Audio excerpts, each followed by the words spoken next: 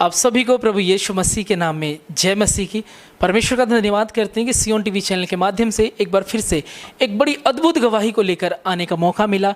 और यकीन जानिए कि आप अपने घरों में, अपने कार्यस्थल पर, जहां कहीं भी इस गवाही को सुन रहे हैं, तो सच में परमेश्वर इस गवाही के द्वारा आपको आशीष देगा।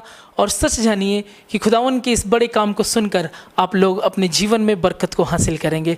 प्रभु का धन्यवाद करते हैं कि इन बहन के जीवन से हम ये देखेंगे किस तरह से जब ये अविवाहित थीं, किस तरह से जब ये परमेश्वर में नाम के लिए तो ये परमेश्वर की थीं, लेकिन प्रभु के वचनों को नहीं मानते थे, अपने ड्यूटी में ये थे। और परमेश्वर का ऐसा अनुग्रह हुआ कि खुदावन ने इनको आशीषें तो दी, लेकिन ये जब बीमार पड़े, इनको दिमागी बुखार जब हुआ, तो किस तरह से ये 9 दिन गिन के 9 दिन ये बेड पर बेसुध अवस्था में थी। और सीएमसी जैसे एक बड़े हॉस्पिटल में ये दाखिल रहीं। डॉक्टरों ने क्लिनिकली इन्हें डेथ घोषित कर दिया, लेकिन परमेश्वर का धन्यवाद, उसकी योजना के लिए धन्यवाद कि खुदावन ने इनके जीवन में कार्य करना था और एक बड़ी गवाही को आप तक लेकर आना था। जानेंगे इनके मुख से। जय मसीह की सिस्टर जी। जय मसीह सर।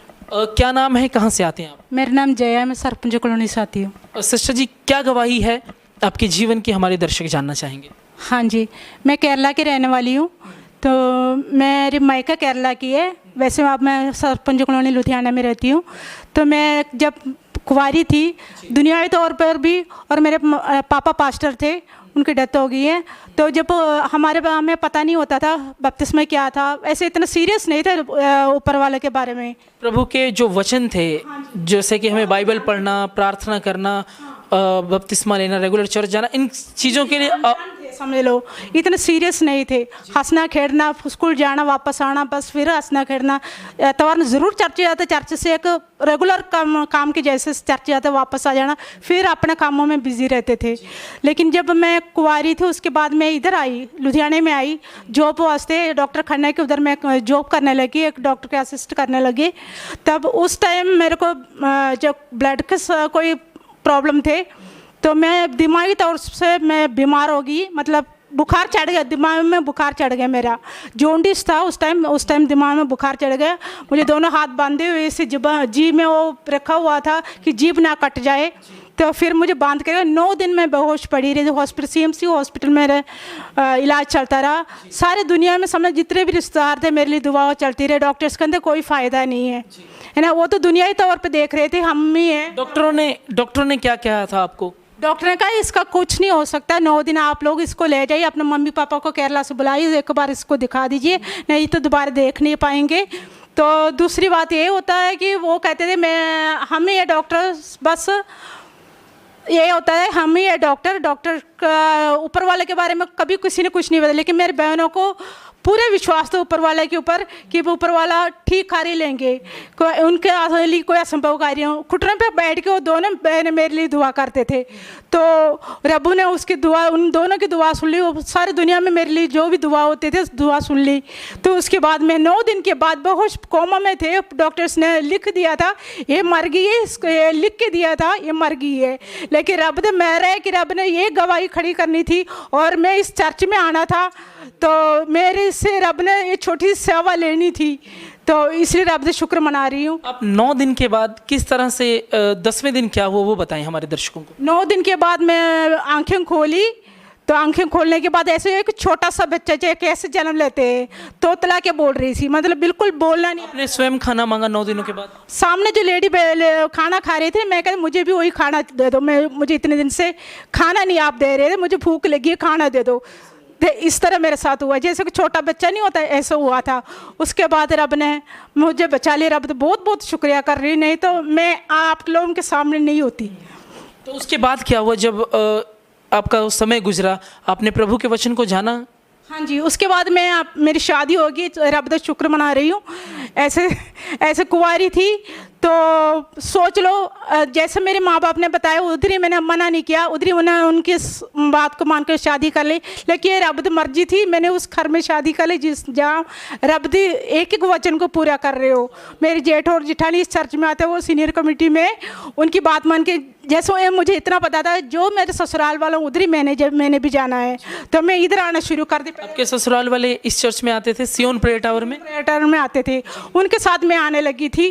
तो आते आते मुझे वचन के बारे में पता लग गया, जो चीज़ मुझे पहले पता नहीं था कि वचन सुबह शाम पढ़ना, बाइबल पढ़ना, चर्च में आना और बपतिस्मा लेना है, दसवांश देना है, और जो प्रभु के जो भेद, जो गहरे भेद थे वो नहीं पता था, केवल दुनियावी तौर पर आप पहले चर्च जाया करते। हाँ जी, हाँ जी, मुझे इतनी बातें को समझ नहीं थी, खेलना कूदना बस, पढ़ाई करनी बस, यही था मेरा मकसद बस। तो अब इस चर्च में आने के बाद मुझे पता लगा जब गूढ़ी बातें होती है ना, रब कहते हैं कि हमें समझा देते हैं। जो परमेश्वर के दास जो वचन प्रचार के दौरान जो बातें बताते हैं, जो बाइबल से जो हमें शिक्षा देते हैं, तो उन शिक्षाओं को आपने माना?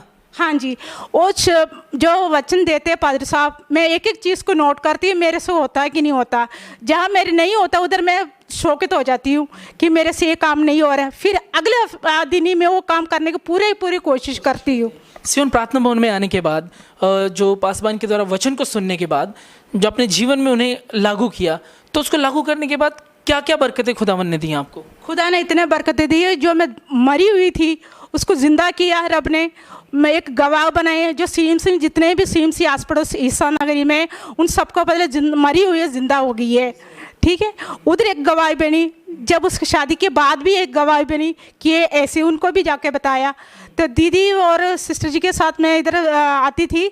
उसके बाद जो दुनियावी तौर पे भी खुदा ने, जब मैं आत्मीय तौर पे आती जाती रही, तो उसी टाइम रब दुनियावी तौर पे भी मुझे उसी का वापस ही प्रवृत्ति फल दे रहे। मुझे पता नहीं होता था, जब मैं छोटा सा घर में था, आप उसे डबल घर बन गया, मंजिल बनाए। रब तो बहुत बहुत शुक्रिया कर रही हूँ, जहाँ एक कमरे में हम लोग रहते थे।